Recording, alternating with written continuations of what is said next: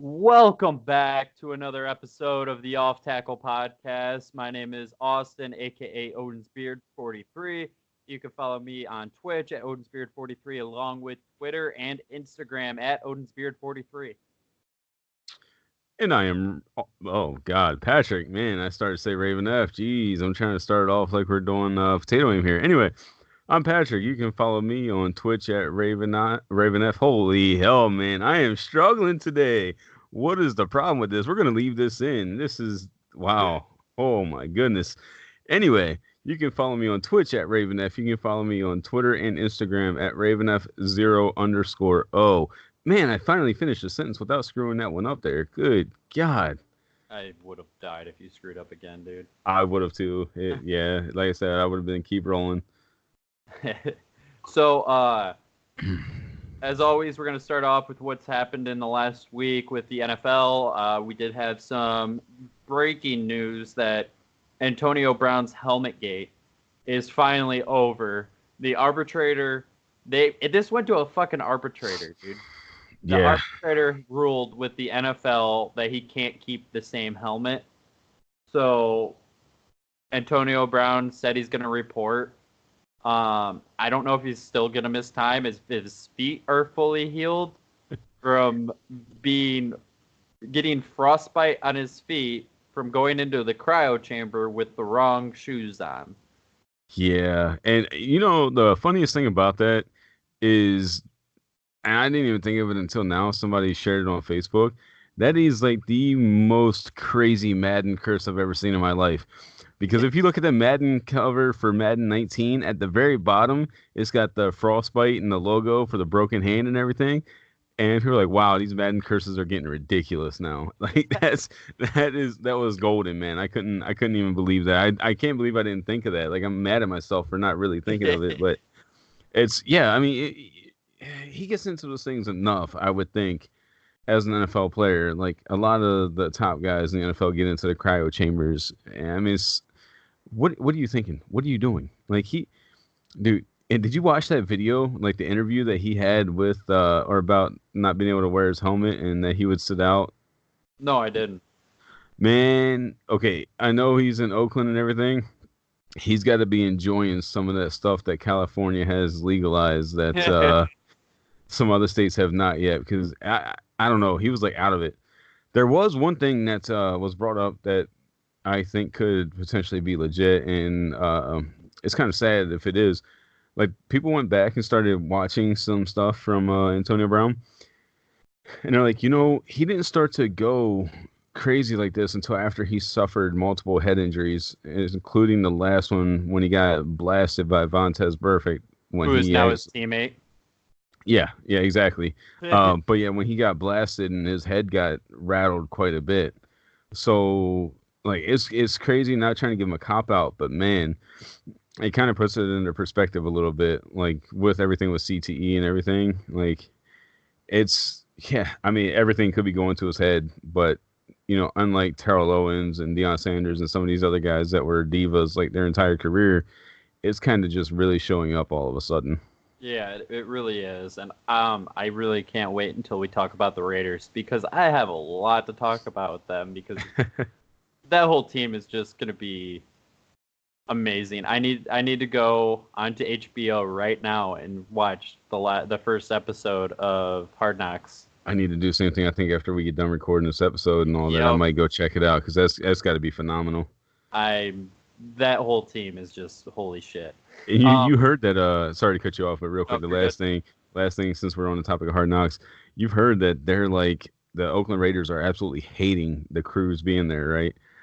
Like they're trying to steer away from them. 100% jackasses.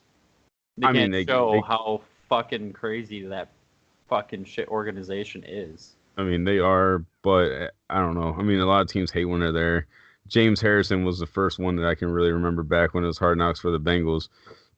Excuse me, when he was speaking out against it and everything. But I don't know. It'll be entertaining to watch. Also, there was some other news today that Dak Prescott was offered a contract extension to boost his salary to $30 million a year. Why? And he turned it down because he wants 40. I okay, so excuse me for a minute as I look away from my camera and everything, because I'm going to pull up some Dak Prescott stats really quick. He's not. And I just want. And he's not bad. He's slightly above average, but he's slightly above average when he has Dez Bryant at the peak of his career, along with Jason Witten. Okay, and so when they brought in Amari last year, he fucking turned it on because he had a receiver that could do shit. So 2016, okay? 2016, 3,667 yards, 23 touchdowns, 4 interceptions for a rating of 104.9.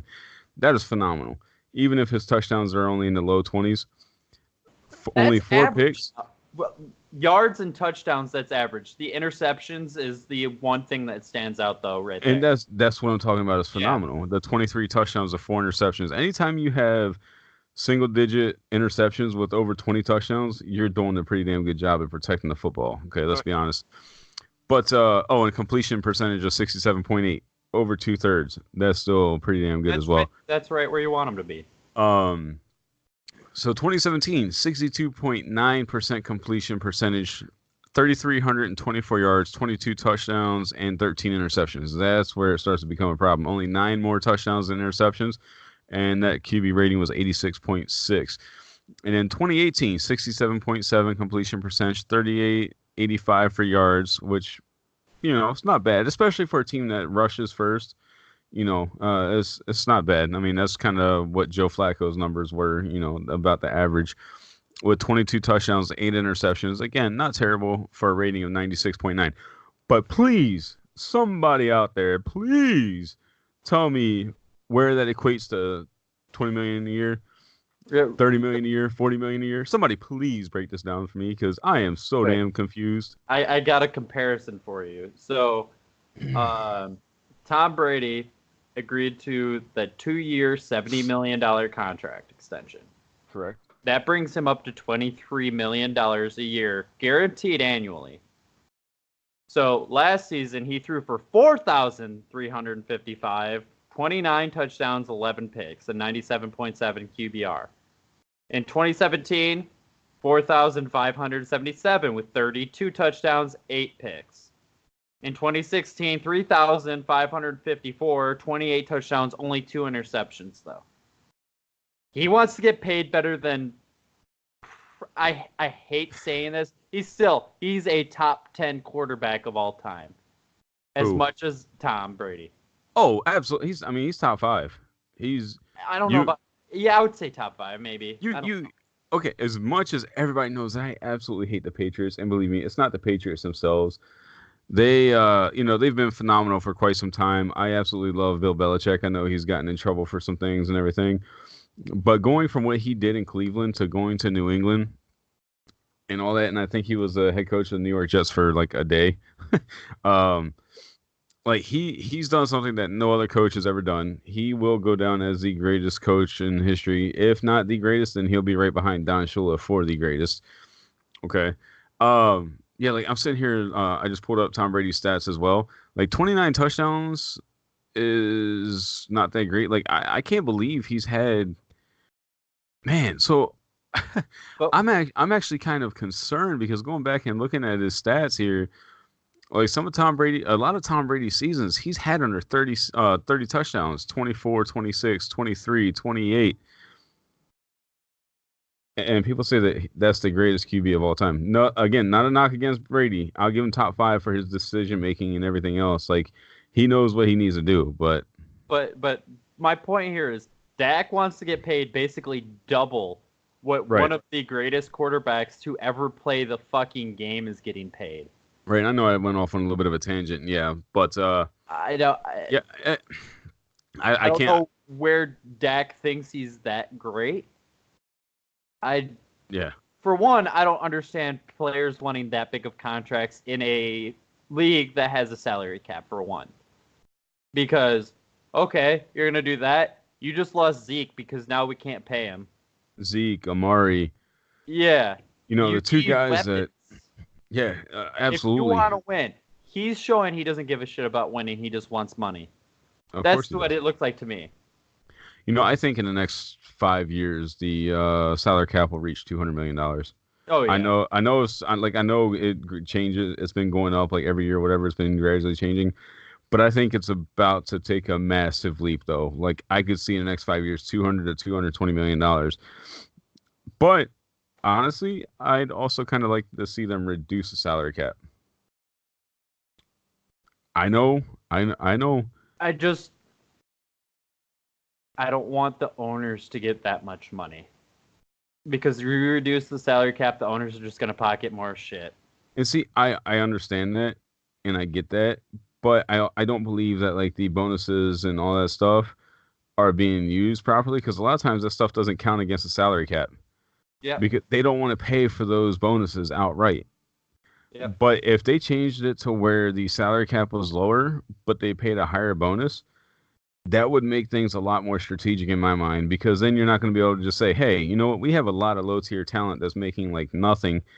Let me get the top four guys in the league on my offense for $30 million a year.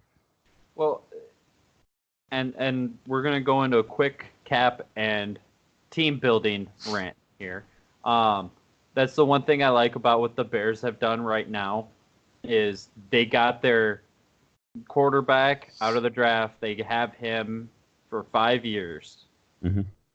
at a rookie contract. That's the reason they're able to go and give Akeem Hicks, Khalil Mack, bring Allen Robinson in, give all these other guys a shit ton of money because they have that rookie. So now when Trubisky gets up there, Akeem Hicks might not be doing the greatest or something, and you could be like, well, like, thank you for everything. It's time to draft a new defensive end Right. in a 3-4. And like that's where it comes in. Like the thing with the Cowboys though, Mm-hmm. you haven't drafted a quarterback or running back, and you need one of the two right now. See,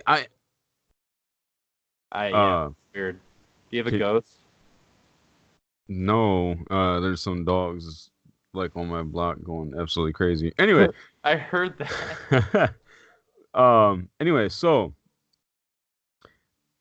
I disagree that they need to draft a quarterback.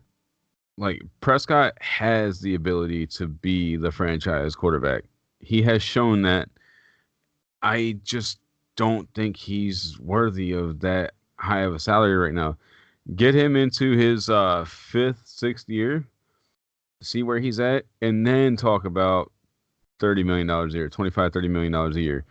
Get a deep run into the playoffs, or at least win a couple games in the playoffs. Like, over a couple of years, like if they win a divisional round or whatever, even if they don't get to the Super Bowl, at least get something, like make it to the NFC title game. Then maybe. Do what? I was gonna say we'll talk about my thoughts on them and when we do go over NFC. Oh yeah, because I know I got my thoughts on them as well. But real quick, there was a suspension this week. Antonio Callaway, who is the slot receiver for the Cleveland Browns, has been suspended for 4 games. They were saying that it wasn't linked to his arrest for marijuana, but more than likely, I'm guessing it was that marijuana related. Yeah, my thing is, like, if it wasn't related to that, then what the hell did he do to get suspended? For me though, like, I don't give a shit if they're smoking weed, especially what they put their bodies through. But this helps out my fantasy team because I have Rashard Higgins on my fantasy team because I love that guy, and now he's their new number 1 slot, and he can ball, dude. Right. So I'm okay with it. I got 4 games of Higgins starting pretty much for the Cleveland Browns. I'm good. Speaking of fantasy and everything, I'm thinking about live streaming my draft for the league that we're in September 1st on the MONE channel. And I like that. I like that. Yeah, I thought so. And then, like, if anybody's watching this, if we could get like 10, 12 people that would want to do a fantasy league for free, just for some fun, hey, let us know. Put something in the comment section. Maybe we can get a MONE league going yearly. I think it would be awesome, a lot of fun. Yeah, And I then have no maybe problem whooping all you guys. get the hell out of here. And then maybe we can get like a 3D printed trophy done or something like that. Like figure something out for whoever the winner is. That's a nice idea. I like it. Yeah, I like yeah, yeah. All right, real quick. There were two injuries of note that, like to me, of note. Vita Vea, who is the Tampa Bay Buccaneers defensive tackle, is a really good rookie last year. Key piece of their defense. He is going to miss some time. They're saying he's going to miss a week or two at the beginning of the regular season, but he does not need surgery, which is great because they were extremely worried about his injury when it happened. That's great. I'll talk about the Bucs here in a few. And then the Packers today lost middle linebacker Oren Burks to a torn pectoral muscle. He's going to be done for the season. It looks like. I don't see anybody coming back from a torn pec in less than a season. So that I mean, I I could want to say see. somebody did, I was gonna but say like 10 to 12 weeks is like the absolute minimum into the season. I just Absolute minimum. I don't see. I for don't me know. I don't risk unless they are absolutely blowing everybody out of the water in that division and just let them sit until the week 17 and then bring Mhm. it back for playoffs. Right. Oh, And that's what I would do. I mean, if he's healthy, because you don't want that getting hurt again. right. No, I agree. And just real quick, the only thing that I had to add to the news for the week and everything is that Vedvik, the Baltimore Ravens backup kicker, got traded to Minnesota. And Ah, people that don't know anything about Vedvik, he nails 55-yarders like they're nothing. Him and Justin Tucker are a lot in the same. Tucker has more power and a little bit better accuracy, but Vedvik, I think, will be an excellent kicker in the league. And what better name than Vedvik to go to the Minnesota Vikings? It just sounds like it belongs, you know. But and the Ravens got a 5th round draft pick out of it. Backup kicker for a 5th round draft pick. That to me says how quality of a kicker he is. Because I wouldn't spend more than a 6th round for a kicker to trade for this day and age, unless you're getting somebody that's phenomenal like Sebastian Janikowski in his prime, or Adam Justin. Vinatieri, Mike Vanderjagt, like some of those guys back in the day. So I was a little upset about that, and they've been talking about that on the radio here. And I'll say the station. I mean, if I'm going to talk about what they're talking about, 670 the score out of Chicago. They were talking about that trade. Obviously, the Bears have had their kicking troubles, and during the preseason game, Pinheiro missed a field goal, but Elliott Fry hit one, and Pinheiro did come back after missing that one and hit it. But there had been strong rumors that Vedvik was getting looked at by Chicago. Oh, And sure he was. yeah, I want to see us take whoever Carolina lets go. And I am going to be talking about Carolina, so I'm just going to use this as a segue. Um, so they had Sly and they have Graham Gano. Mm-hmm. I've been a fan of Graham Gano since he was in college. I don't know why. I pick a kicker, and he's my favorite kicker. So, as who I pick in fucking fantasy drafts in fucking fantasy football leagues and in Madden. I mean, I'm just going to assume that's because Justin Tucker is not available, right?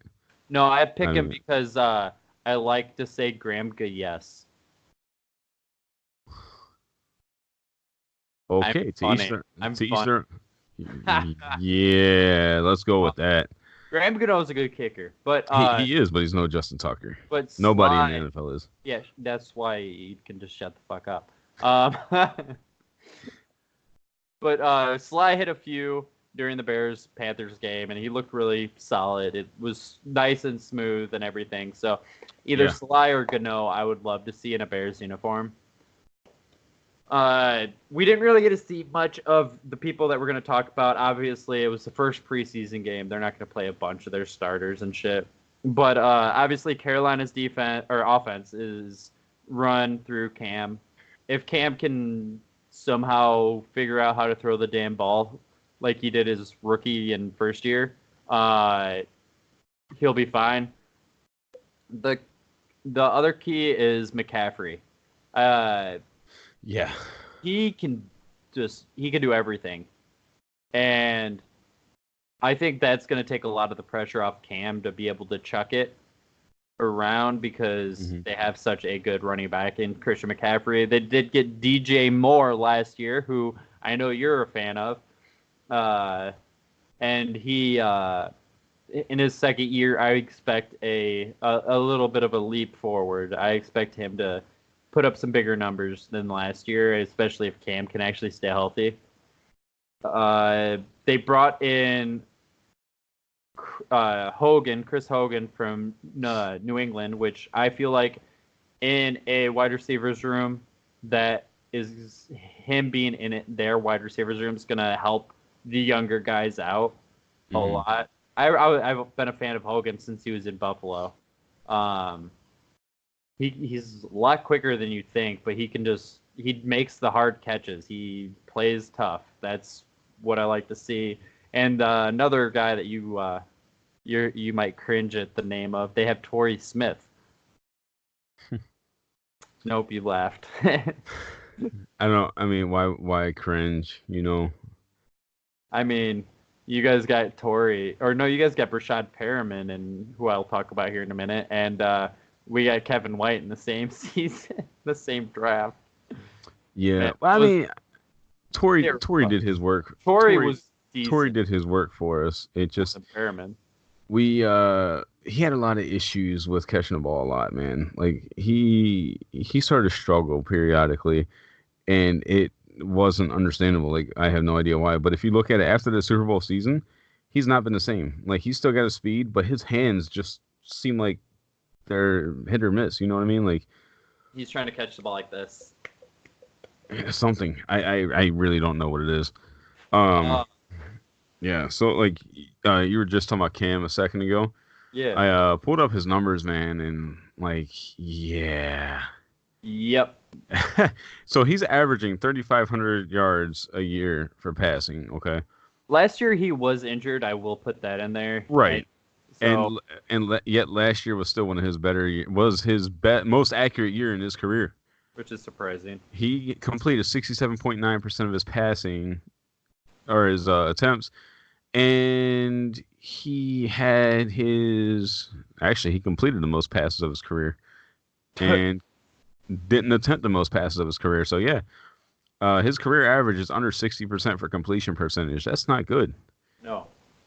So yeah, I mean he definitely had overall one of his best years of his career last year, aside from total yards, but playing injured, like you said, and he tied for his second most touchdown passes. So, oh no, it's not bad for playing injured. Like if he builds off of that from last year, but I mean he is coming back from his shoulder surgery and everything, and they are taking it easy on him. So I think this year will be the kind of the breaking point, one way or the other, on what's going to happen with him.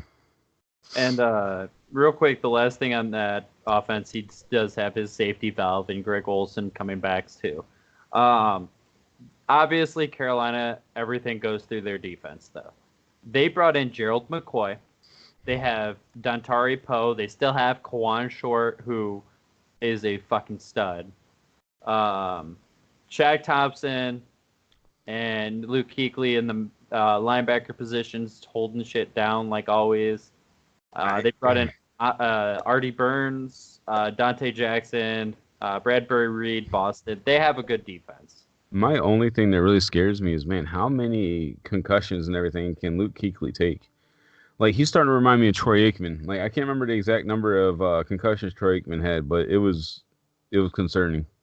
Like, it's funny you brought that up.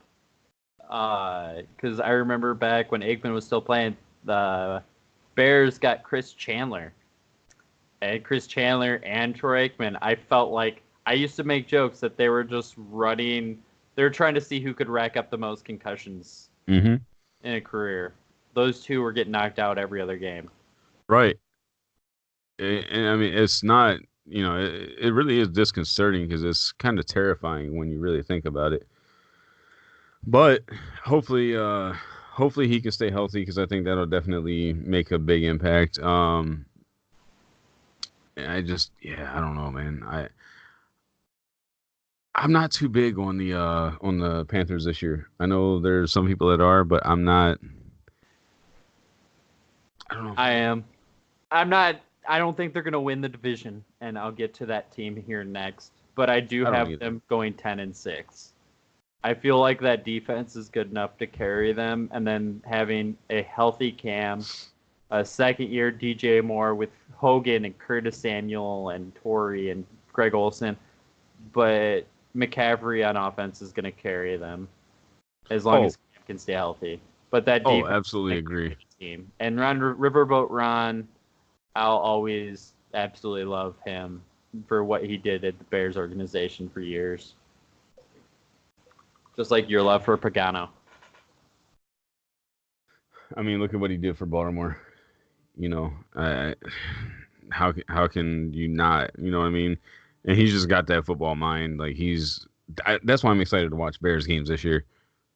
Quite honestly, is just what Pagano's going to do. Like, I can't wait to sit down and watch him on the NFL Game Pass.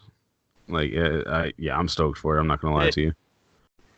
All right. So I did just kind of tease that I'll talk about who I think is going to win the NFC South next, and that is going to be the New Orleans Saints. Shocker, I know. Obviously, they got the ageless wonder, Drew Brees. He's 40. Yeah. That makes me feel old as shit, dude. I remember watching him play at Purdue. Yeah, and I remember watching Baltimore play against him when he was with San Diego and absolutely smoking him, and like so many great games, back with LaDainian Tomlinson and back when Antonio Gates was in his prime. Man, there was a lot of good games. But yeah, like it's hard to believe that Drew Brees wasn't always a Saint when you stop and look at it, because it feels like that's when he really hit and really. You literally said he was back when he was with San Diego, and my eyes got a little bit like, oh shit, how'd I forget that? Yeah, exactly. I know, man. That's my thing. Like it doesn't feel like he ever played for anybody other than the Saints. I mean, look at what he's done for the Saints organization since he got there. Yeah. They went from being the Aints.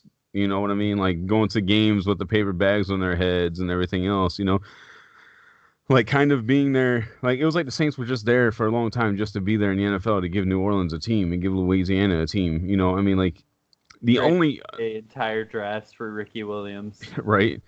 Joe Horn. Like that's like aside from Ricky Williams, Joe Horn is like the other biggest thing to come out of there back when the thing with the phone. Yep. Yeah. Do you remember Michael Thomas? Not this Michael Thomas, but the other one, the kick returner. Not right offhand. He was a garbage man, and they signed him off the street being a garbage man, and it was right around this Dante Hall time. And with the Chiefs, it was Dante Hall, and I want to say Michael Thomas or Lewis. I can't remember right now. For some reason, it's blanking. But he would return kicks like crazy, and he was as fast as all get out. And I think he had like 3 or 4 touchdowns that season, and like it was a big thing because him and Dante were doing it at the same time. Right. Yeah. I mean, yeah, he just wasn't as good as Dante. Because Dante. One person was. Sorry. Yeah, I was about to say nobody was until Devin Hester. Yep. So I mean, back people then, can. Right. No, absolutely. And I'm a huge Deion fan, so that's coming up. That's a lot for me to say no. Yeah. Primetime, baby. Why am I not surprised? Primetime, baby. All right. I remember when he came back to Baltimore. God, the mighty man. I was so happy though, because I got to see him play with Ray Lewis and Ed Reed. That was phenomenal. I was I'm not pissed he wasn't rocking 21. Yeah, who was it? Chris McAllister. Chris McAllister wasn't giving that up. I'm pretty sure it was Chris McAllister at that time. Yep. Yeah. He wasn't giving that number up. He earned that number for the team, so yeah. And surprisingly, I don't even think Deion made a very big stink about it. Like, there was no real pressure, which I'm surprised about because you know how Deion is. Oh, yeah. But surprisingly, he calmed down a lot since he got out of the league. But hey, anyway. But all right. So back to New Orleans. So Breeze is 40. The way he plays, I don't see. It's the same with Brady. I don't see a huge issue with him being that age yet. Especially when you are handing and just doing little swing passes to Alvin Kamara. They did re-sign Michael Thomas. We went over last week. They have Teddy Ginn, Traquan Smith, Christian Kirkwood. I like him a lot as their third receiver. They did bring in Jared Cook to be the tight end. Yes. Every down tight end, not just one of their tight ends. But they did have Dan Arnold, who I was really impressed with last season when he came in, when he stepped up in that U spot where he's kind of more split out, ranning the Gronkowski plays and shit. Right.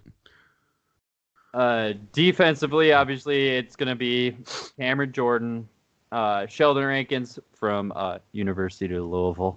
I want to. Then they have Lattimore and Apple in the back as the corners. And once they got Apple, that solidified that defense last season. Yeah. Apple's incredibly underrated, in my opinion. He wasn't in New York, he struggled. But when he went down to New Orleans, it was like, oh, okay. I think there's a lot of reasons for that in New York. And I don't think... It's because it was New York. Yeah. He played for the Giants, that's why.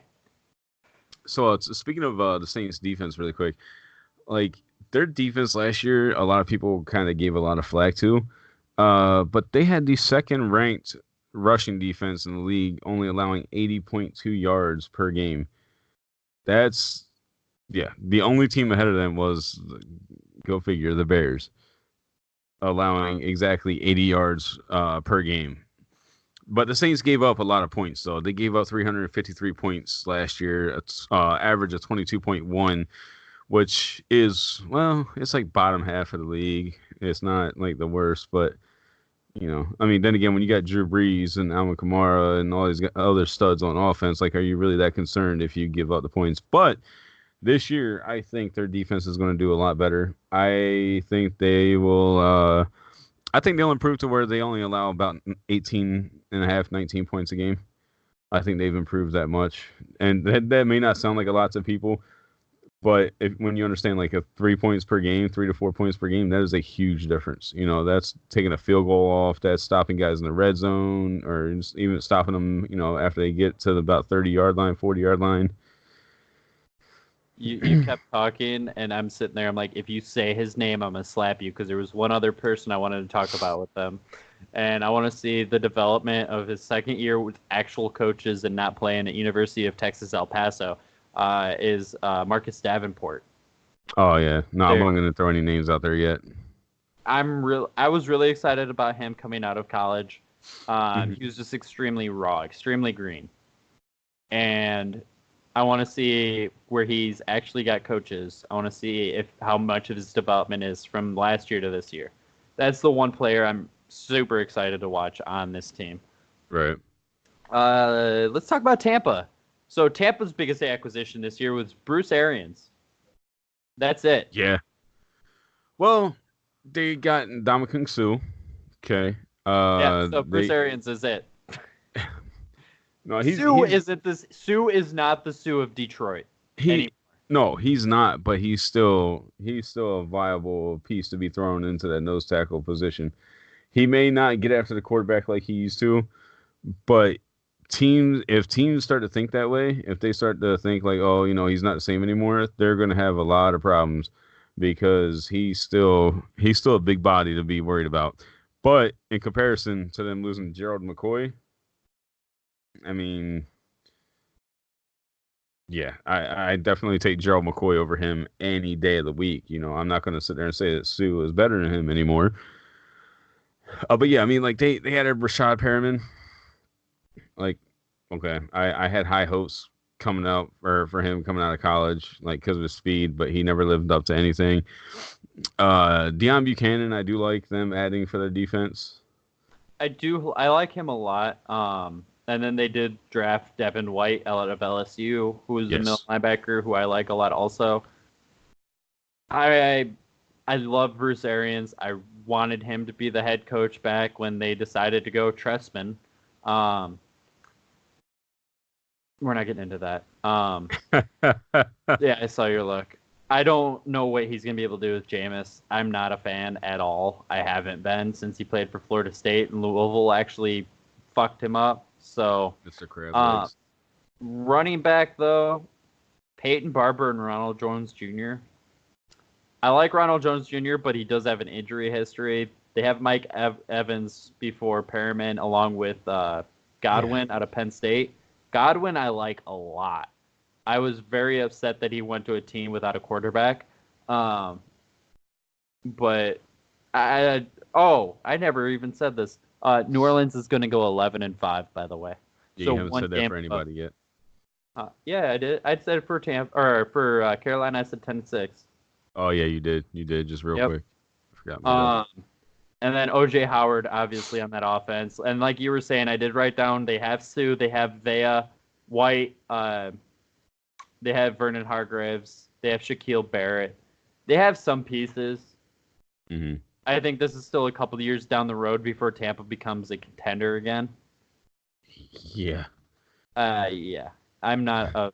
They're not good. No, honestly, I really, I don't know. I almost think that they should look at trading and getting a quarterback that maybe later in their career, add a QB, maybe trade away Jameis, let him go, not re-sign him. Like if Eli becomes a free agent, he stays in the NFL, sign Eli. Or Washington. They're gonna announce their starting quarterback after the third preseason game. That's what was announced earlier. Right. They want Haskins. They want him to be the starter. After that preseason game last week, they want him to be the starter. I know they want him to be the starter, and again, I get he's young. I get it was the first preseason game and everything, but man, that was abysmal. They're going to be bad either way, though. Let him get experience. Still, see, that's where I disagree. Like, I don't like seeing these rookies come right in, start right away. And now, I mean, granted, they don't have any like superstar talent by any means for him to sit behind, but I also feel like him being a starting quarterback for Washington will get him absolutely killed. So, I'm pulling this up. Hold up. Mm-hmm. Real quick while you're doing that, Jameis Winston's career totals for completion percent are 61.6, 14,600 yards, 88 touchdowns, 58 interceptions for a career rating of 87.8. Last year, he only hit 2,900 yards, 19 touchdowns, 14 interceptions for a 90.2 rating. That rating seems to be high to me. I don't know why it's that high. Especially when in 2016 he had 4,090 yards, 28 touchdowns, 18 interceptions for only an 86.1 rating. I know everything that goes into ratings, so I know there's more to it than that, and I know how they're calculated and everything. I won't get into it because it's actually a fairly lengthy equation that I did a project on back in high school in my mathematics class. But anyway, I know that's how big I was into football then too. Oh my God. My math teacher at the time was like, "Holy hell!" Like I never knew all this stuff went into it. I did a Madden demonstration in an English class for speech. I taught how people how to play Madden. Wow, awesome. But yeah, so back to Jamie Shea. None of his numbers are that astounding by any means. I'm almost curious how his compared to Geno Smith.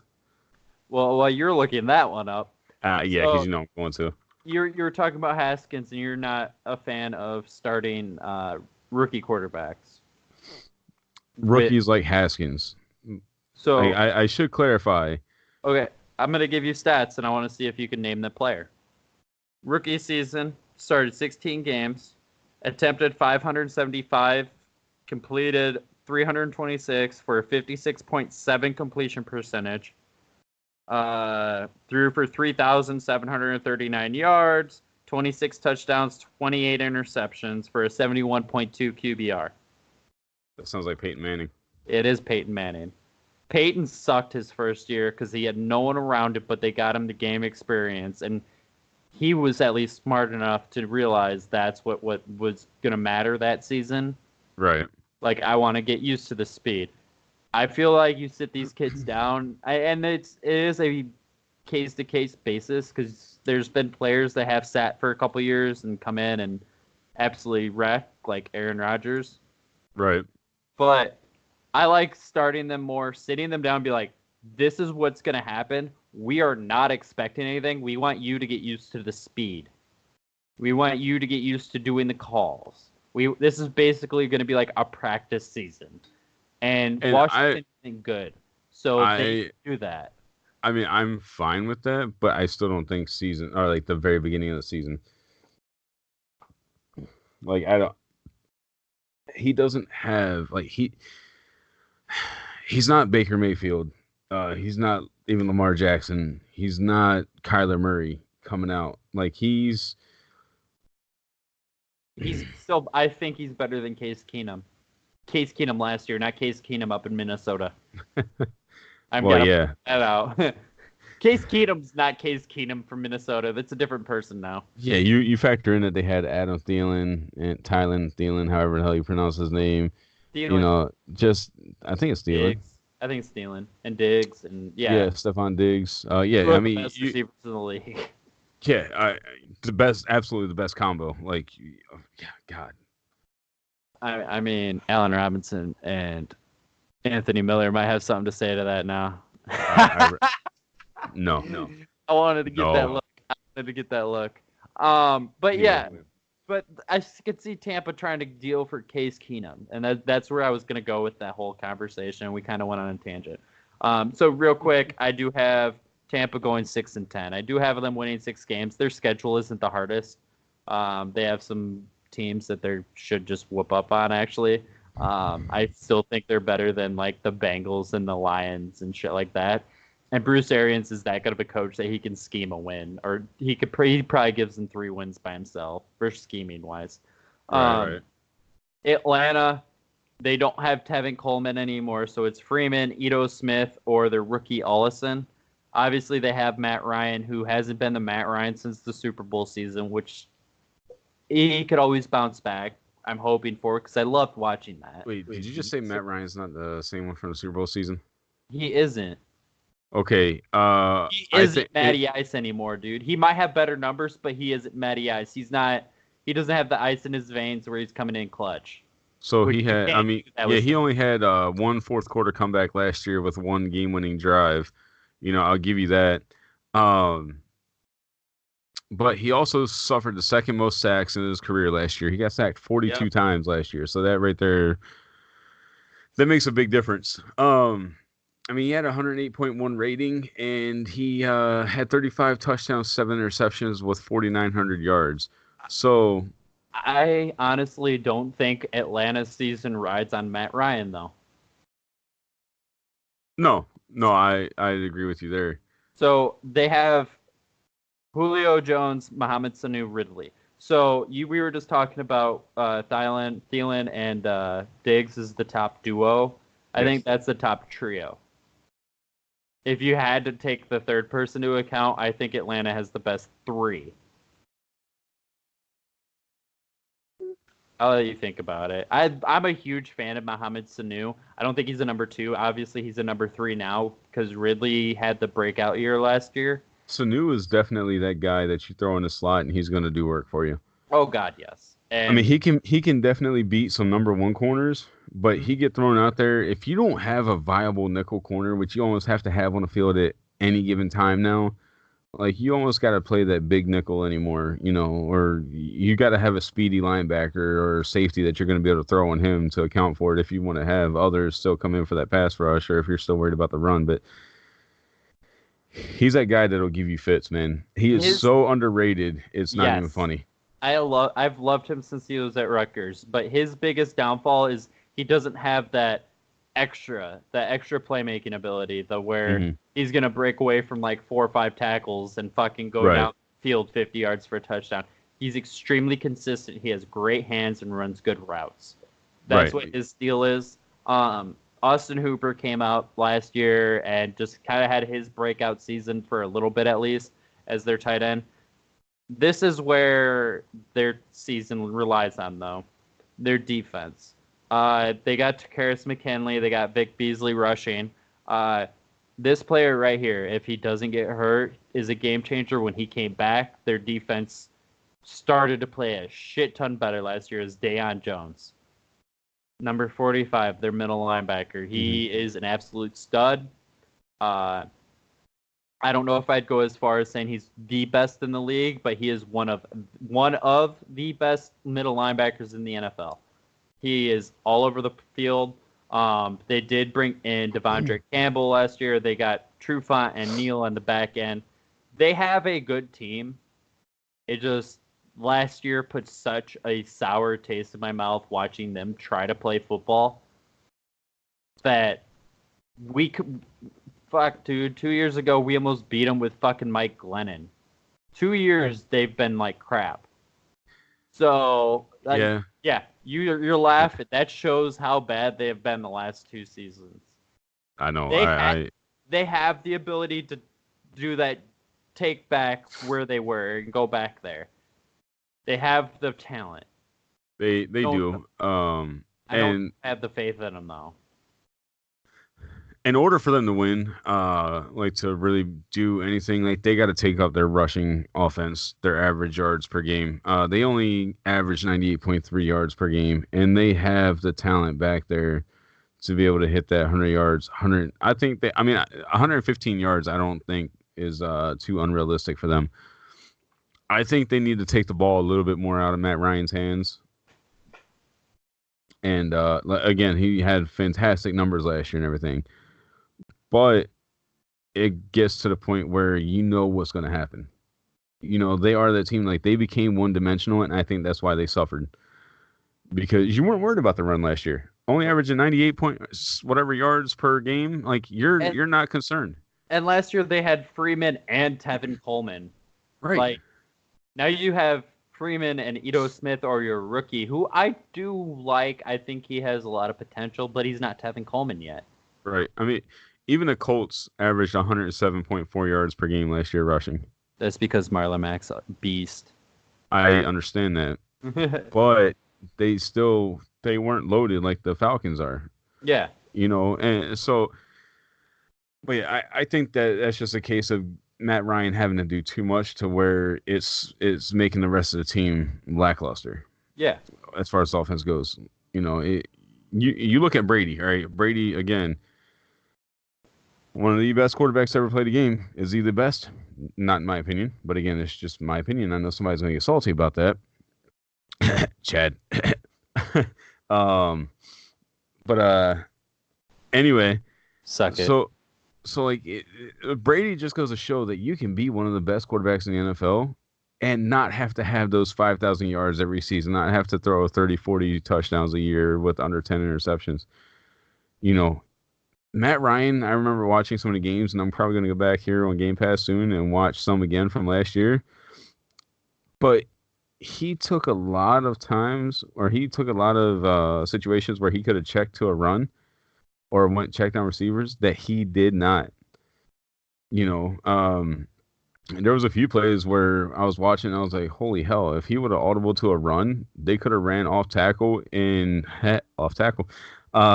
got he said it. Good. He said the thing. Probably could have got a good 20 to 30 yard gain on it instead of going with a 15-yard pass. It's just one of those things that I've seen and I noticed because it's one of the things that I really look at anymore is, you know, what are these quarterbacks doing? Why are these guys throwing for almost 5,000 yards but still not winning the games? You know, and a lot of it is on the defense as well. And that defense with Deion Jones back, I think they're a lot better off, and they need to get that pass rush going. But right, I mean, let's see, where did Atlanta? Yeah, Atlanta came in at 28th last year in total defense, giving up a grand total of 26.4 yards per game, or 26.4 points per game, not yards. Holy hell. 26.4 points per game. allowed 384 total yards per game. So, but agreed. Defense coming back healthy and everything else, I think that'll definitely help. Should alleviate a lot of those issues. But again, Matt Ryan needs to not have to do so much. He needs to be able to rely on his rushing game a lot more. Yeah, and Jones, he had 138 in 2017, 138 tackles. Only had 53 last year because that's how much time he missed. But he's a game changer on defense. I was really surprised with him a couple years back when he came in. I'm a huge fan of him, so I love watching him play. All right, so I do have them going 9-7 actually. Still, I can't not like them because I feel like they have the talent, and they're in a division with Tampa, so that's an easy 2 wins. But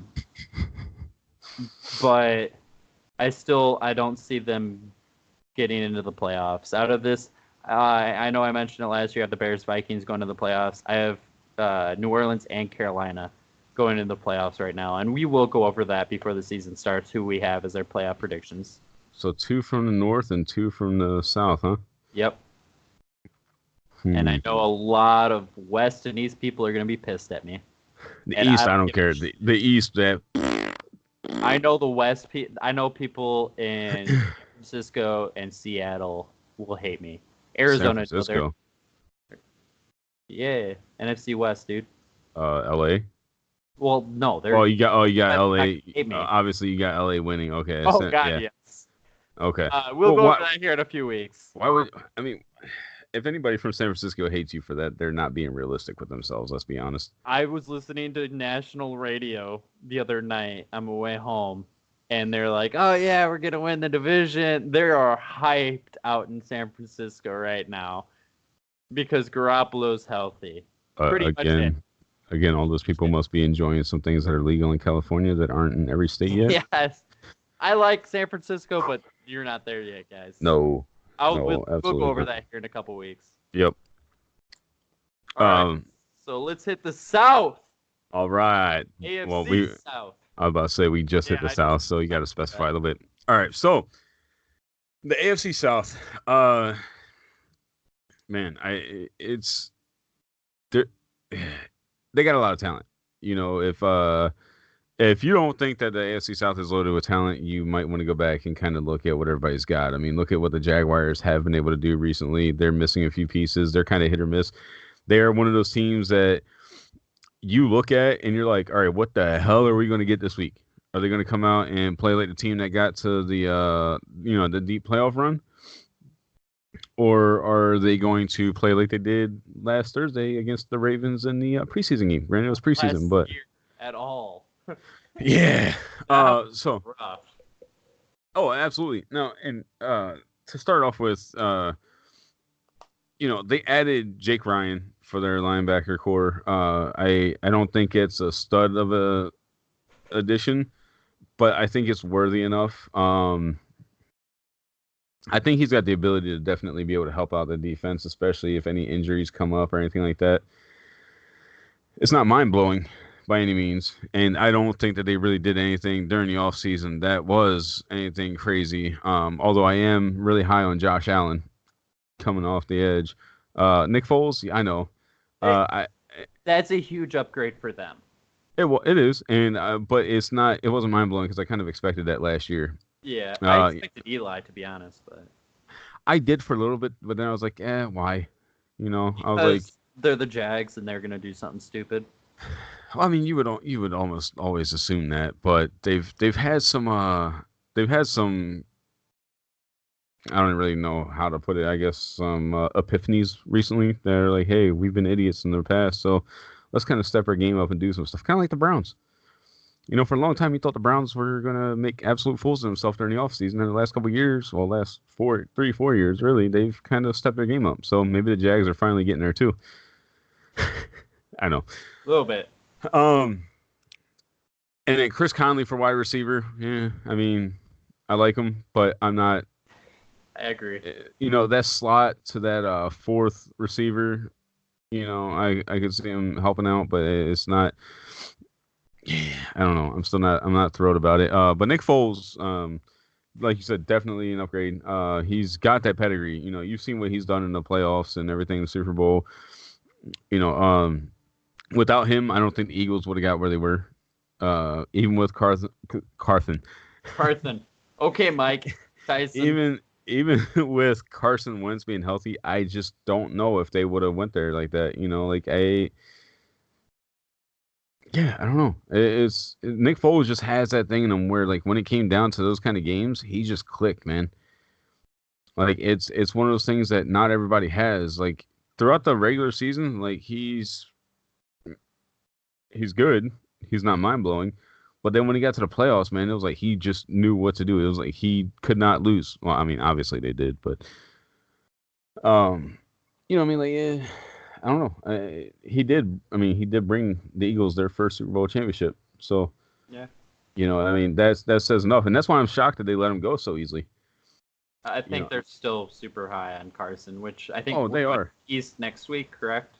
Yes, so we're going north, south, get east, into west. That and we'll talk about why the Cowboys suck. I mean, that division is gonna be fun to talk about. Like, all so bad.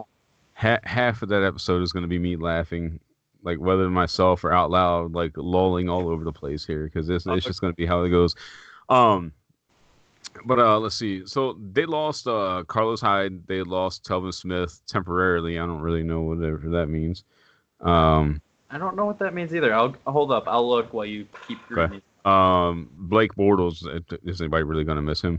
I mean, let's be honest with ourselves. Fuck no. Do you remember back when during the draft when he got drafted? I texted you after I was looking through everything. I was like, man, I think the Jags are really about to take Blake Bortles. Yeah. And I remember that. And I'm sitting there, I'm like, he had such good ability. I liked him at UCF. He made some plays against Louisville. That's the reason I was able to. That's when I found out about him. You want to know who I actually fell in love with, though, in that game? Marlon Mack. He was his running back at UCF. Yeah. Telvin Smith says he won't play football in 2019. He's going to take some time away. Oh, okay. See, I missed all that. So yeah, I didn't know about it until I just Googled it. It must be like probably some health or family or something like that. But yeah, so let's see. They lost Dante Moncrief. Man, like who do they really have for their wide receiver core? Like I'm gonna have to go back and look at that again because Marquise Lee, D.D. Westbrook, now Conley. That's their big three. Marquise Lee. I mean, I loved him coming out of UCF or USC. Sorry, I'm UCF friend. I really did. He had some injuries, obviously, and they still have what the fuck's his name? I really couldn't tell you. Oh my god, I'm so pissed off right now. Oh, the guy that just tore it up for me. Go ahead, talk. So I was about to say, so while you're looking that up, so really the Jaguars had a good draft. They drafted some key players, some quality players, but their free agency was not anywhere near what they could have done or what they needed to. So after looking at the schedule and everything, I had the Jaguars coming in at about 6-10, 7-9 range. I'm thinking 7, 9, 8, 8 maybe. Yeah, and they're average. I think a lot of that's going to depend on how well Marquise Lee plays. Quite honestly, with Nick Foles. I have the other wide receivers. Okay, go ahead. So they did get DJ Shark last year, remember? The speedster out of LSU who made some good plays as a rookie. Keelan Cole is the player I was looking for who completely fell the fuck off last year, and I just dropped his ass in fantasy. And then a name that made me laugh was Terrell Pryor. Though, like when he made the switch over to wide receiver, he made some phenomenal plays. Yeah, and then he decided he didn't want to play football anymore when he got a big contract in Washington. Well, I mean, he forgot how to play wide receiver because he made plays for the Browns of all teams, and then he went to Washington and decided, I don't know what this game is anymore. Yeah, so I think that he could potentially break out like he did with the Browns. You know, maybe he comes back and he is that guy that he can be, that he showed that he can be as a receiver. But I don't know. But anyway, I've got them bringing up the rear, I think, in the AFC South. Now, I think that team all depends on a player that you didn't mention is Fournette. Well, and if he can stay healthy, as long as he stays healthy, he's going to be able to run the ball. I'm not going to lie, I didn't bring him up because I don't think he's going to stay healthy. I understand that, honestly. I think he misses a minimum of 5 games. You know, that's, and not saying like all at one time. I want to say I'll take the under. Do you want to do like a full jalapeno bet on that? Why not? Leonard Fournette misses 5 games. I'll take the under. All right, if he gets 4 or less, I win, and you take the jalapeno. Yep, sounds good, and we'll do it on the episode. Up the nose. You know. No, I'm just kidding. For those of you who actually think we're that stupid. So yeah, I think the Jaguars bring up the rear. Simply because I think the Titans had one of the better off seasons in the league overall. They kind of flew under the radar with a lot of what they did, but like the guys that they lost, aside from Arakpo and Josh Klein, I really wasn't that concerned about anybody that they really let go, anybody that they couldn't re-sign. Jeffrey Simmons, AJ Brown, and Nate Davis, I think, are all rookies that are going to come in and contribute immediately. Even if they're not thrown directly into starting roles, I think they'll be in that rotation to really come in. And now Nate Davis, for Quentin Spain, I like Nate Davis over him, even though he's a rookie. I don't know how anybody else thinks, but yeah, I like him. If you disagree, feel free to tell me, hey, you're an idiot. I like this guy better. You're an idiot. I don't like that. AJ Brown, he brings a lot of talent to the wide receiver position that they so desperately need. And I gotta say, with them adding Ryan Tannehill, I think that with Mariota, again, Mariota misses 4 games, over or under. I agree with you. I'm going over. You're going over? Okay. Oh yeah. I'm going 4 over. Style plays to getting injured, but then he just has that injury history. He's RG3 with a little bit more ability as a quarterback, in my opinion. The only problem with I do like them bringing in Tannehill. The only problem is maybe they'll get a half a season out of each of them. Maybe that was their thinking, because they both like to get hurt every fucking season.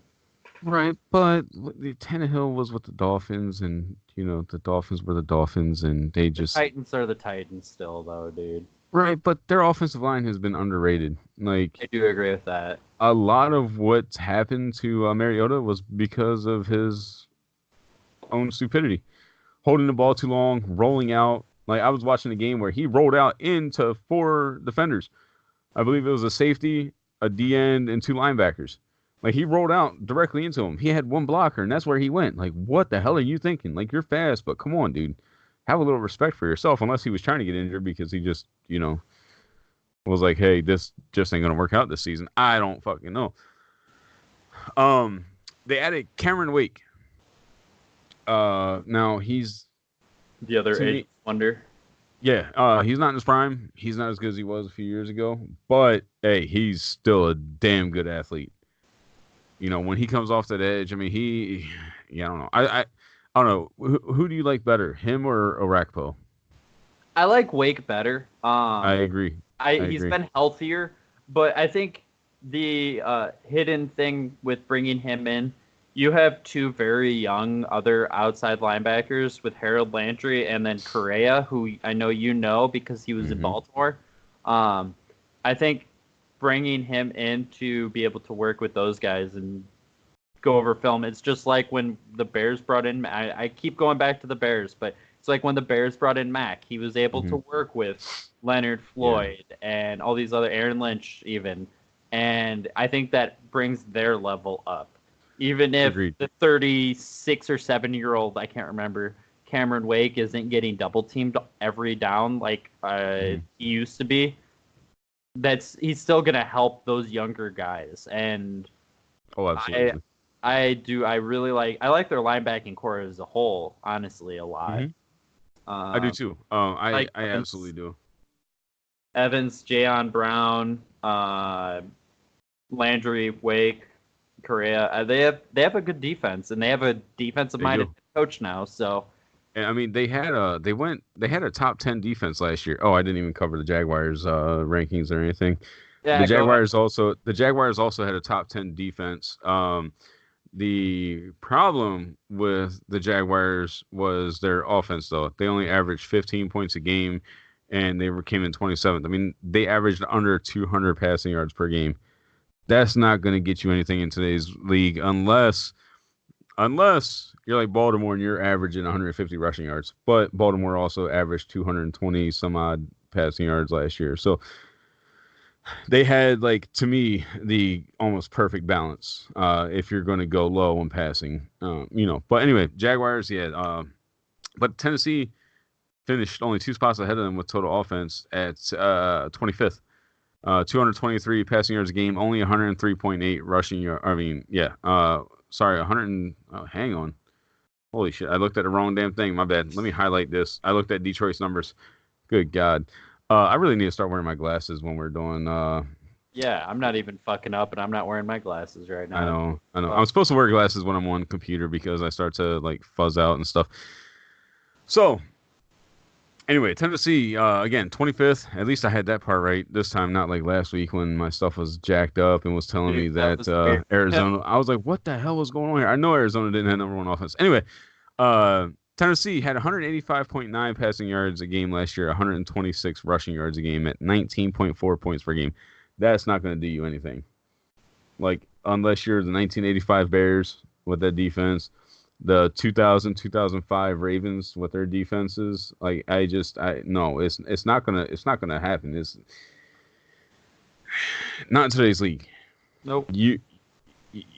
Too many teams are putting on passing clinics anymore, and especially with the Colts, like in your own division. And Houston Texans, which I'll be getting to next here. I think they finished second in the division. I'm going from bottom up in case anybody didn't realize that. They gotta find out what's going on. But I feel like them adding I'm blanking on his name after I just said it a minute ago. Tannehill. Tannehill. I think them adding him for their offense will be a bit of a boost because he has talent. He has shown that he can throw the ball. I think he's coming into a better situation with the Titans overall on offense than he had in Miami with their offense. That might just be me. The beginning couple years, they still have Jarvis. They had Devontae Parker, who has not lived up to the hype, unfortunately. And they've had some good running backs go through. But, overall, I'd agree with you. I like Adam Gase as a coach and offensive coordinator, but I feel like having Derrick Henry and Deion Lewis to hand the ball off to, along with Corey Davis, Adam Humphries, and A.J. Brown, along with fucking Taywan Taylor and Tajay Sharp. Right. I would probably say Tennessee's and they probably have a better run organization with Vrabel at head coach. But see, and like I just pulled up his stats for anybody that's not aware. Tannehill had last year only 1,900 yards, 1979, 17 touchdowns, 9 interceptions. Nothing to write home about. He was hurt. But 24, yeah, I know. I'm just saying, like, in he's general. Always hurt. Yeah. But see, the thing is though, 2014, 2015, 4,000 passing yards both years. In 2014, he had 66 completion percentage with 4,045 yards, 27 touchdowns, 12 interceptions. Not bad at all, especially with that offense that they had, in my opinion, anyway. And in 2015, he had 4,200 yards, only just under 62% completion percentage with 24 touchdowns. So that right there is exactly why I say he'll be okay in Tennessee, and they'll be okay if they need to jump back to him. Because when he stayed healthy, no, it wasn't 4,500, 4,800 yards. It wasn't 30 touchdowns, whatever. It wasn't Matt Ryan style. It wasn't Peyton Manning or anybody else. But if he was on any other team throwing 4,200 yards, 4,000 yards, I think he would have had multiple playoff appearances. I mean, the Dolphins have just been bad. Yeah, that's the nice way of saying it. Yeah, so him coming to Tennessee, I think is good for everybody. And again, that's exactly why I said I think he's coming into a better situation than what he's been in the last few years with Miami. Can I say one more player's name because I had to click on it? Yeah. They have a receiver on their team, and I had to click on it to see what his first name was. I thought it was Pat White. I don't know if you remember him. There's quarterback turned receiver out of West Virginia. Yes. So I thought that's who this was. I thought it was just going to be like a practice squad guy that just showed on their depth chart. This guy's name is Pappy White. Pappy? Pappy. That's his name. I love it. I fucking love it. That's amazing. That is, dude, he just became one of my favorite players in the league. And he's not even going to be in the league more than likely. Probably not, but dude, I honestly just want him to come to Baltimore because yeah. I just want to say get the ball to Pappy. Do what? There was one other player I wanted to ask you if you liked him because he might be their nickel corner. Because they have Malcolm Butler and Logan Ryan on the outside. They have Asa Jackson. I know you like him a lot. I know I definitely didn't get text messages every fucking Sunday a few years back when he played for the Ravens. Dude, what the fuck is he doing? Okay, so I understand like playing cover 2, cover 4. I get how you line up cover 3. The corners go back off the ball. They're not supposed to be directly up on the wide receiver's face. But please, somebody explain to me in what universe a cover 2, cover 3, cover 4 corner plays back lined up with the safeties in a cover 4. 15, 20 yards off the ball every fucking play. I'm just like, dude, I don't know what I'm watching. And what was the worst about it, especially against Denver and New England, those were the 2 games that set me off the most. It was always a curl route, slant route, and they kept going to his side. So I don't know if it was his bright idea to do this or if he was being told to line up there, which I know damn well nobody on the Ravens organization is that stupid to have him line up that consistently. What? Yeah, no. So, yeah, him being a nickel, man, I hope he's... I'm so happy I brought up this name. God. See, you're getting me going off on a tangent here again because this is bringing back all these games. And now tomorrow, when I'm working on some editing and everything for some other stuff and getting used to doing some stuff, I'm going to sit here and I'm going to play one of those old games with Asa Jackson now so that I can go back and relive some of these memories, and then I can just laugh at him being with them. So, anyway, moving on. Okay. To the Texans. Yes, the Houston Texans. I do have them finishing in second place in the division. I think they have... I think they definitely have one of the more underrated teams in the league, and they really shouldn't be underrated, but I know a lot of people that kind of sleep on them quite a bit. But they didn't have a very good offseason. They really didn't. I mean, they signed Tayshaun Gibson, Bradley Roby, A.J. McCarron, and Matt Khalil for their left tackle, which I think is a pretty solid addition. But, all right, they lost Kareem Jackson. They lost Tyrann Mathieu. That's all stuff that's going to hurt that defense. I don't know if I don't have their defense finishing like they did last year, which last year Houston's defense came in at... Oh, crap. I never even said what I thought Tennessee's record was going to be. Yeah, go ahead and say that. I had them going 8-8. My bad. 8-8, 9-7. 9-7 at the absolute high ceiling. So you brought up Matt Khalil. I don't know if that really helps him out that much. He never became that stud left tackle. He's solid enough, I guess, especially when you have a quarterback like Deshaun. That's exactly what I was gonna say. I think he's enough to he's enough to be serviceable. He's serviceable. He's not he's serviceable. He's average. He maybe like Michael Orr from the Ravens. Maybe I honestly thought he would have been a better right tackle anyway, Khalil. Yeah. He seemed to be more of a power guy. Right. So sorry, there was a cat deciding he's going to rub his face on my calf, so I didn't hear. Did you mention their running back acquisition recently? No, not yet. I was going to get to that here in just a second. Duke Johnson. Yes, sir. Okay, so coming from the Cleveland Browns, Duke Johnson, I think is I'm not going to say he's an every down number one, but he's that guy that splitting the load back there. I think he'll be good enough, and with the quarterback as athletic as the Texans have, I think that he'll be good enough with Watson. Like I think that they'll be able to run some good RPOs. I think they'll be able to get some pretty decent triple options. There's a lot of different things that they can do with Watson that I think Johnson has to be able to add to it. Sorry, I'm trying to get my thoughts all together because my head's scrambling up on me. But I get you. I think they're going to use him more as third down back still, as like he was getting used in Cleveland, which will probably upset him. They do have Lamar Miller, who has had good games at least. Not necessarily for Houston. He hasn't really lived up to the hype when he signed that contract.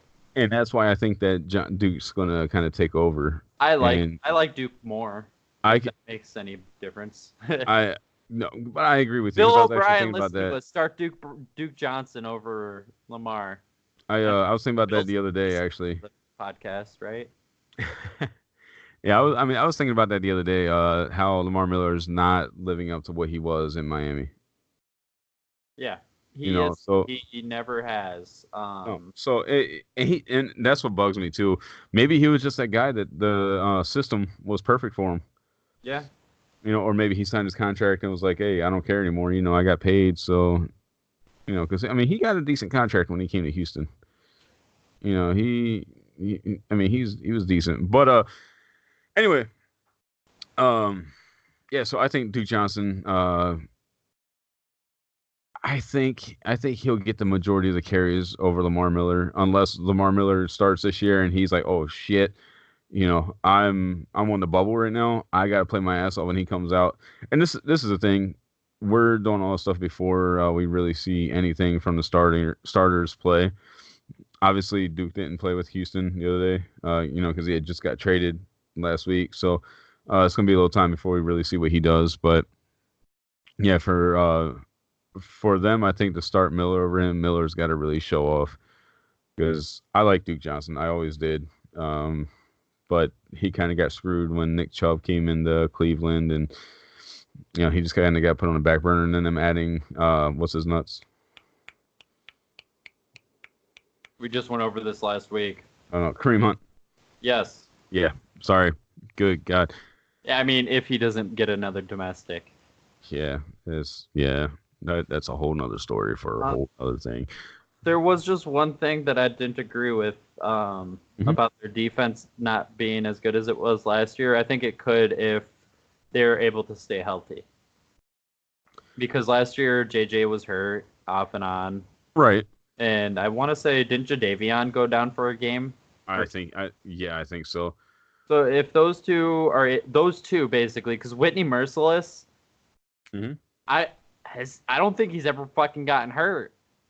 I don't remember a time where he's ever gotten hurt. I think you're right.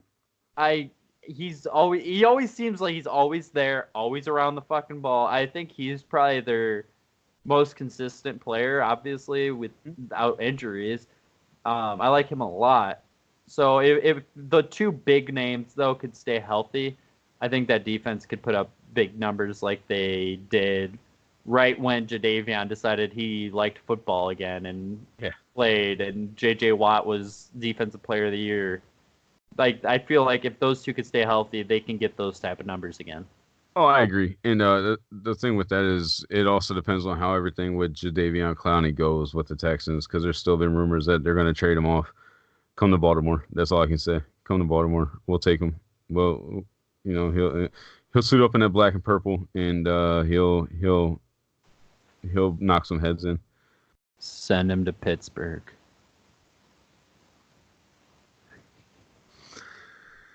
Anyway, but again, you gotta remember though, they lost Kareem Jackson and they lost Tyrann Mathieu, and Andre Hall retired.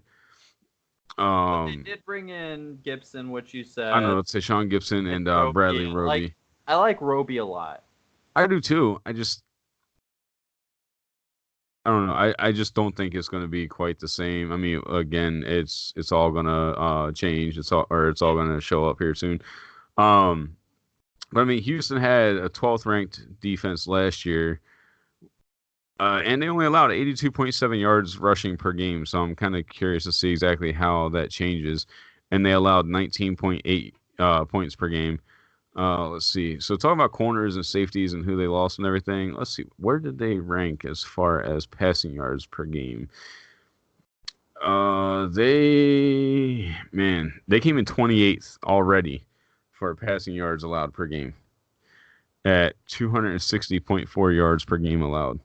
So maybe it was time to drop a couple of their DBs and try to reshuffle. That's quite possible. And getting a healthy front seven helps the back end if you can get pressure on the quarterback. Absolutely, and if Watt and Clowney can play like everybody knows they can, it's going to be terrifying. And those passing yards per game numbers will drop dramatically if that happens. And so like I said, I like Bill O'Brien. I don't know if I even said that, but I was talking about Bill O'Brien. Yeah. I do like him as a coach. Oh, absolutely. I like him as an offensive coordinator, not a head coach though. I don't think he has what he needs there. I don't think he's as good as, and he does come from that Belichick tree, or yeah, and that tree isn't that good. And I do like him. I think he could get there, but right. I just feel like he got put in a hard position. He has some amazing players that makes him look even better, with DeAndre Hopkins making ridiculous one-handed catches off of Deshaun Watson, just throwing the ball in the air as hard as he can. And for his size and stature, man, like this, what he does week to week is phenomenal. Are we talking about Deshaun or DeAndre? DeAndre. Okay, yeah, DeAndre Hopkins is one of the best receivers in the game. Top 3. He's my favorite in the league right now, personally, because he is that guy that, like I said, he's not that big in comparison to some of these other receivers. Mm-mm. You know, so 6'3", not the 6'4", 6'5" guys or anything. Right. But his hands are to be like, I believe, like I've seen pictures, they're like that fucking big. Yeah, he does have some huge hands, so I mean that definitely helps. It's just, I don't know, man. He is one of those guys that I definitely believe he's a receiver that is highly underpaid for what he can do. I will take him over AJ Brown. You'll take the proven guy over the rookie from the Titans? I realize what I said there. Don't mind me. I just read AJ Brown's name again. Good God. I got it up on my screen. I ripped my headphone out. Oh my God. I said it, that's why I paused there. I mean, I will too, unless we're gonna talk about years down the road where DeAndre's retiring and AJ's still playing and being a stud. I liked AJ Brown though. I do really like him. You'll take him over AJ Green, he meant. I put him. So there's the Julio, there's Antonio, and there's AJ Green, and then I think there's. I don't think there's another tier lower. I think there's a tier off to the side that's Juju, DeAndre, Calvin Ridley, Amari Cooper last year and his first season in Oakland. That's just. These are the young guys that are as good as you guys. I just feel like they're split. There's an age gap between those two groups. Right. And I feel like that's the only split between them. That's why I would put them in a tier to the side. Like, Yeah, they're just younger and just as good. That's the only difference. I don't have to worry about them getting hurt every year. AJ Green and Julio Jones. Right. Um. Yeah. Anyway, yeah, like AJ Green, Julio Jones, Antonio Brown. I think that's honestly, aside from me reading AJ Brown's name on my screen, I think that's part of what happened. Was I was thinking AJ Green and Antonio Brown simultaneously. I just Uh-huh. I just got all screwed up there. I don't Uh-huh. know. But anyway, yeah, I would definitely take him over those guys. Honestly, I think I would take him over just about anybody in the NFL at the moment because he has been one of the most consistent receivers in the league. Um, Man, so all that aside, so I mean, the Colts added Justin Houston. Absolutely fantastic addition for them, and I think that definitely helps out what they needed. I know I'm just kind of jumped from the Houston Texans there, but I kind of wanted to get off of that. Say Uh, Houston's record, sir. God damn it, I keep forgetting. Son of a bitch. I think Houston's going to go 10-6. It's 10-6 to 11-5, I think, but I think more 10-6 if their defense can play and if J.J. Watt and Jadeveon Clowney get to the quarterback enough. Um, yeah, I think that is viable. I don't think they get a wild card spot because again, I think the AFC North comes away with both wild card spots. Um, but I think the Houston Texans have the most talent to be able to push the Colts for the division title. So anyway, the Colts. They added Justin Houston, Devin Funchess, and Spencer Ware, the three key additions. Um, I'll what? be surprised if Spencer Ware makes the team, to be honest. I Just mean, because Mac apparently he had a great offseason. He's just looking spectacular, like he has been for them the past 4 seasons. Naheem Hines, they spent a big draft pick on, and he flashed a lot last year. They did get Wilkins back then too, and he's been solid for them. And then they brought in Foreman. I think the one thing that could separate Ware from them is his special teams. So yeah, I could see him make the roster, but I yeah. don't know if he will. I mean, I think he will. I do like him. I do think that's a key acquisition still, but Yeah. I mean, Devin Funchess, I do like as well. I If Andrew Luck, which we were talking about before we started recording, he hasn't been practicing or anything. Um, that's my only concern right now with them is how is it going to be without him practicing? Like, is he going to come in rusty? How is he going to be? I mean, we all know he's got the talent. We all know he's very capable. It's just how is it all working out? Like, is there an underlying issue that we're not fully 100% aware of? I mean, have you heard anything? Like, because I know at the beginning of the training camp, they said they were going to take it real easy with him. So, like, that's my only, like, did he re-aggravate something? Is something going on that I they're think not wanting to showcase?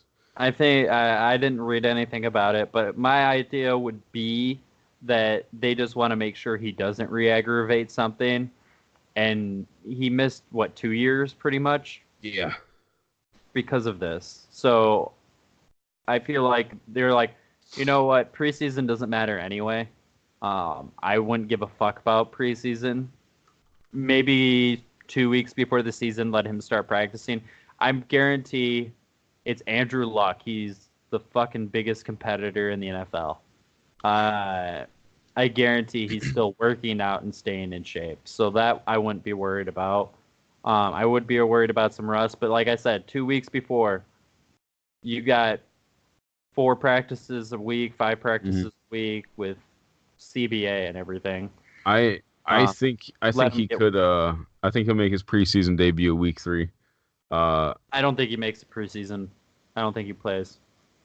I think he. I think I he do comes think he back and needs to. starts practicing. I don't think he plays in preseason. I don't think I think will probably disagree with this. I think preseason is a load of shit, and I couldn't give a rat's ass about preseason. Bears starters played 40 snaps last preseason. that's fine. It's not all about the starters though. Unless, and to Yeah, me, unless you're having this issue where you're not practicing or anything, like that's why I'm saying two other weeks, give up players. 10 practices before the season to just get kind of back in sync with Ty and Eric Ebron. That's all you got to really do because that's all he throws to anyway. Well, yeah, but I mean now he's got Devin Funchess, so I mean that'll help. But I mean my thing is like you look back and like you see LaDainian Tomlinson, like when he didn't play in the preseason, when he came back to the games, he was not the same until later in the seasons. You know what I mean? So, and like, there's been quarterbacks that come in that way as well. Like, I think the preseason, everybody hates on the preseason and everything. I wouldn't mind seeing the preseason get knocked down to 2 games, but then that hurts the guys that are backups that are fighting for the jobs. That it hurts the coach's ability to evaluate, who you've got. I think that's when you do the joint practices, make them mandatory to where like the Packers just had it with Buffalo or some shit. Patriots. Right. I don't know. I don't remember. I knew there was a small story about it that Packer fans keep saying is nothing. But but like that way and then that's when these players have to flash more at practice. I get that, but I would be more worried about having key players get hurt in games that don't mean jack shit except for a little bit of money. Even the owners don't even fucking care about because it's not that much. And then you just lose this player for the year, and there goes more money out the window because they're not there. Right, and I mean, like I said, again, I get that, but I do believe that the preseason can be important for starters and everybody as well, because even in the joint practices and everything, it's still not the same as a game. No matter how much anybody wants to say, it'll help out, like it's still not the same. I don't think preseason games are like a real game though either. Well, obviously not. I mean, it's a lot more toned down, but it still serves its purpose. I mean, it's my opinion. But anyway, but yeah. So Andrew Luck. I mean, last year he threw for almost 4,600 yards. He had 39 touchdowns, 15 interceptions. So I mean, he had a pretty damn good year last year. And I think they'll continue to build on that. So and that's why I have them. That's one of the reasons. Well, the main reason why I have them taking the division. And to me, they didn't really lose anything all that special. I don't know. I'm not that concerned with who they lost. I don't know. How do you feel about their losses? I mean, they lost. Hang on, where'd he go? They lost Al Woods, Ryan Grant, Dontrell Inman. I'm an Inman fan, but I think Funchess is better. I agree. I really wouldn't be surprised to see Carlos Rogers, Zach Pascal, or Deion Kane actually step up into that number 2 spot. Apparently, Deion Kane has had a great preseason and training camp. He got hurt last year, I want to say. Mm-hmm. Yeah, out of the ones they lost, I agree with you. Not really anybody. They still. We don't even have to talk about him. I want to mention his name because he's my favorite linebacker in the NFL. Actual linebacker, not rush linebacker. Darius Leonard was the rookie linebacker, defensive rookie of the year last year for the Indianapolis Colts. I liked Roquan and I liked Edmonds more than him coming out of the draft. I would sit down and I actually watched some Colts games last year, and he was in on pretty much every fucking play. Yeah. And he's all over the place. I just instantly fell in love with him, dude. Like, this dude can just straight play football. He's got great instincts and just makes plays. Oh, absolutely agree. And I got to say, like, the Colts defense last year really surprised me. I did not expect them to be anywhere near what they were, to be 100% honest. Because I felt like they didn't quite have the talent. And I look like a jackass after feeling that way because, yeah, I mean, they definitely showed off, and I loved it. They definitely had a turnaround because I believe it was a couple years ago. Like, their defense, their secondary especially, was just like abysmal.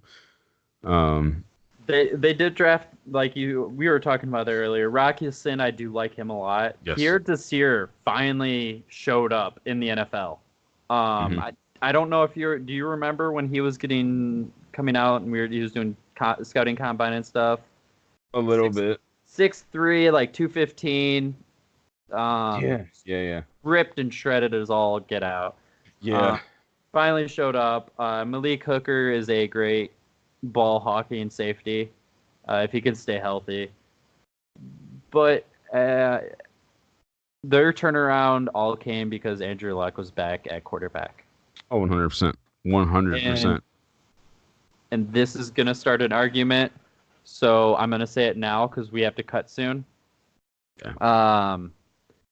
Andrew Luck should have been most valuable player last season. No. And no. The title of the fucking award is most valuable, not best, not most outstanding. I understand that. They have offensive player of the year. That could have went to Mahomes. Most valuable, the most valuable player to any team last year was Andrew Luck, and he proved it by turning a fucking 3 or 4 win team into a fucking playoff team. Right. And I mean, again, I get that. I can't argue that by any means. Yeah, exactly, because I'm right. But do you really think that the Chiefs would have did what they did if Pat Mahomes didn't throw for 5,100 yards, 50 touchdowns, and 12 interceptions? They went to the playoffs the year before with Alex Smith as quarterback. Okay, that's all fine and dandy, but do you really think they would have had the number one, like the overall best team? Like, do you really think that their offense would have good of a run? Wait, your mic cut out. Yeah, you're good now. Is good. Okay. Do you really think that they would have been able to put on as much of a show as they did? I mean, all right, they scored 565 points last year, 35.3 points per game. I don't get why that makes them most valuable. They still were going to win the same amount of games. I don't think so. I don't look. Maybe a game less. They still would have made the playoffs with Alex Smith. Go back and look at some of the crap that he did, dude. Like, he most outstanding. It's not most valuable. I will argue this until the fucking cows come home with every fucking sport. That's perfectly fine. Because it's most valuable. It's not most outstanding. Change the title of the fucking award if you want to give it to the guy that had the best or craziest or most amazing season or whatever. Most valuable was Andrew Luck last year. Again, I mean that's fine. That's your What do you got for their record? Or did you have one more thing or anything on that? No, I'm trying to look at it real quick. So Andrew Luck's approximate value based on Pro Football Reference for the team is at 15. Okay. Pat Mahomes' approximate value is at a 22. Boom. Done. More valuable. Game over. Wait. And by that logic, hold up. Let me see what Andrew Luck's salary cap hit is. More expensive. Boom. So anyway, I just had to throw that in there. Let's see. Anyway, so I think the Colts could potentially go 12-4 after looking at their record. 11-5, 12-4. If everybody stays.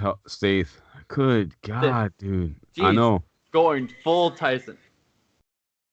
Yeah, I think they could go 12-4, 11-5 to 12-4. I don't think their schedule is all that bad. Yeah, I think 11-5, 12-4. If they go 12-4, I think they get a first round bye. I think the Chiefs will get the number 1 seed, and I know we'll cover this all later on. But I think if the Colts can play like they have the talent to, I think they could potentially earn the first round bye. I think they have the talent to. I'll have to look and think about that more, though. I think they do have the talent to. They have a really good team, and we'll go over that right before the season starts. Let's just do that because I need to actually go through the other teams and shit too. All right. Yeah, that's all I got. So. Alrighty. Next week we have the NFC and AFC East. So you guys will hate both of us if you are a Cowboys, Giants, Redskins, or Eagles fans. Or Patriots fan. Or Patriots, or Dolphins, or Buffalo, Sean. Or who else is in the East? Why am I blanking? Jets? Jets. Yeah, that's why I'm blanking. That's why I forgot who they were. Hey, at least we can talk about Le'Veon. Yeah. And CJ Mosley. We'll talk about the most overrated conferences in the NFL's next in both both most overrated divisions in each conference when we talk about the NFC and AFC East next week. The AFC East is overrated just because they have the Patriots, so everyone thinks they're god tier. It's one team, guys. Come on. But if you guys have, I do want to throw this out there. If you guys have any fantasy questions, fantasy football is coming up quick. My league actually just did their rookie draft yesterday. I was not able to make it. I had a prior engagement for the Crimson Mask Wrestling podcast, watching SummerSlam at a friend's house. But fantasy questions, throw them in the chat. Like Pat said earlier, if we could get enough people, if people say I'm in, if we get 10 to 12 people for a fantasy league, I have no problem whooping everybody in a fantasy football league. We could always come up with if we want to be PPR or anything. But I know I'm in 2 leagues this year. Pat, you're going to be in one of those leagues also. And we'll be definitely doing a lot of fantasy during the season and right before the season hits, probably that first episode. And who we love and who we hate and shit like that. Do you have anything else before we just sign off? No, man, that's all I got today. Maybe next week, hopefully, my mind will be good and I won't be screwing up and throwing up. Throwing up, and I'll actually get people's names right and everything else, man. I don't know what my problem's been lately, but good God, everything, so much stuff going through my head and wanting to say so much and trying to get to the more important stuff and looking at names, and we're excited. Good God, we're excited. Oh yeah, I'm excited to watch the Packers Ravens preseason game this coming week. Go Ravens! So yeah, anyway, that's all I got. Thanks to anybody that tunes in, checks it out. Yeah, and if you guys have friends that are football fans, definitely share us on Facebook. Hit the like on the page. Hit the sub button on the YouTube. We really do appreciate all the support for all 3 podcasts. So definitely, we also do want to get more fan interaction. So make sure you guys, if you have a question or anything, throw it in the YouTube comments. We try to look at them as often as we can. We are busy people, though. We have day jobs, that means. So, but thanks everybody for swinging by and talking football for an hour and 43 minutes with us. Yeah. We got to cut that back. Yep. See you guys next week. Later, guys.